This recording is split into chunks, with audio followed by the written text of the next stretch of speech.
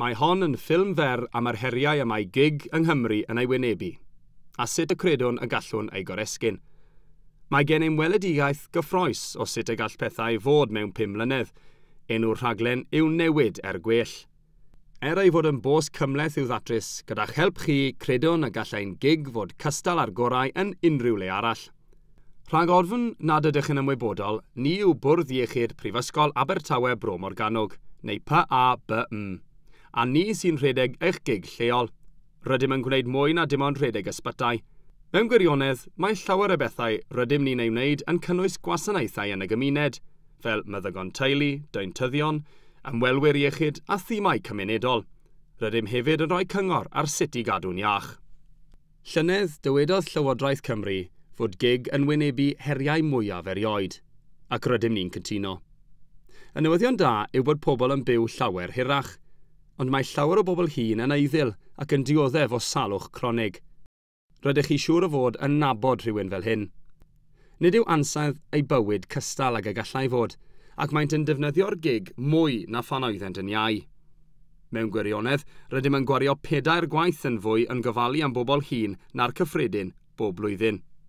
Bydd llawer mwy o bobl hŷn yn y dyfodol, felly rhaid i ni ei cadw mor iach a phosib. Os ydynt yn mynd yn dost, rydym am ei trin yn gyflym yn y cartref, fel nad oes angen mynd â nhw i'r ysbyty, ond i bai bod wir angen iddynt fod yno. Mae rhai gwahaniaethau syfrdanol ym mha mor hir y mae pobl yn byw yn dibynnu ar ble maent yn byw yn ardal ABMU. Mae nifer o ffactorau, ond mae dewisiadau ffordd o fyw yn chwarae rhan fawr. Rydym ni gyd yn gwybod beth sy'n angen i ni wneud i gadw'n iach, ond dim ond 1 o bob 16 ohonom sy'n dilyn cyngor yr arbenigwyr. Mewn gwirionedd, mae 1/4 o'n hoedolion yn smygu, a gwaith fyth, mae 1 o bob 2 menyw feichiog yn parhau i smygu. Golyga hyn bod ei babi yn fwy tebygol o ddioddef problemau iechyd adeg ei eni, neu nes ymlaen mewn bywyd. Rydym hefyd yn gwybod y gall bod yn rhy drwm achosi afiechydon. Mae Cymru bellach yn bedwerydd yn habl cyngrau'r y byd o ran pobl ifanc yn ei harddegau sy'n rhy drwm. Os na allwn ddatrys hyn, mae problemau mawr i ddod. Mae prinder difrifol o rai meddygon ac arbenigwyr, sy'n rhoi straen ar rai o'n gwasanaethau. Credwn ein bod yn gofyn gormod o rai o'n staff wrth geisio darparu popeth ym mhobman. Ar adegau, gall hyn effeithio ar ddiogelwch. Bydd rhaid i ni wneud dewisiadau bris yn ysbyty Castell Nedd Port Talbot yn ddiweddar oherwydd hyn. Wrth gwrs, mae arian hefyd yn broblem i'r gig, fel pawb arall.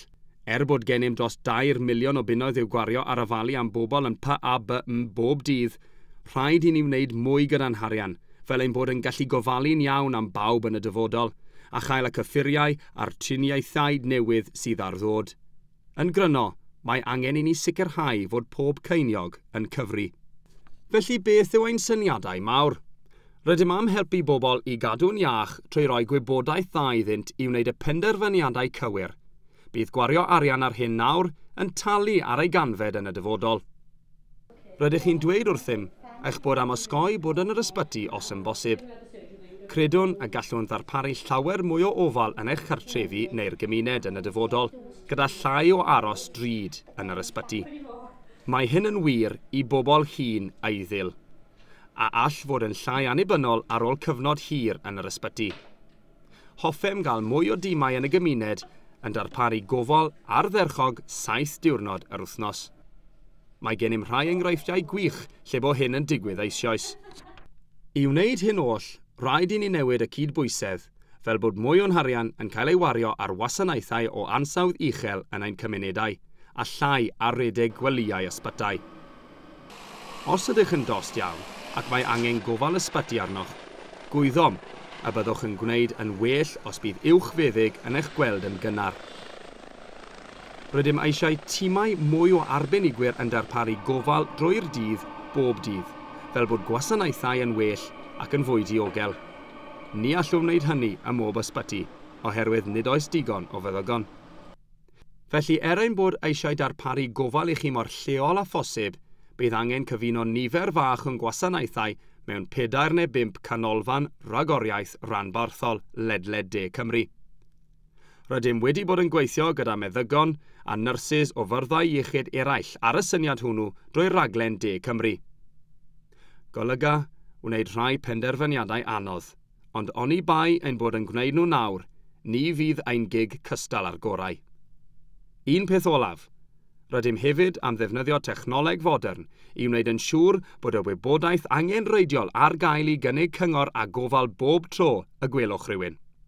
Mae gennym lawer o syniadau eraill. Gormod i'w rhoi yn y ffilm hon. Gallwch ddarllen amdanynt ar ein gwefan www.changingforthebetter.org.uk, lle gallwch hefyd gael gwybodaeth am Newid gwell a rhaglen De Cymru, a sut y gallwch ddweud eich dweud. Rydym eisiau clywed eich barn am hyn, a'ch syniadau chi hefyd.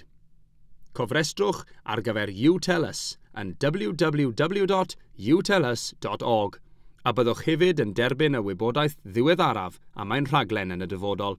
Byddwn yn ymweld â'ch cymuned chi cyn hir, felly dewch i siarad â ni yn bersonol i ddysgu mwy am ein syniadau. Mae manylion ar ein gwefan. Gyda'ch help chi, credwn yn gryf a gallwn ddatrys y pos a newid gwell.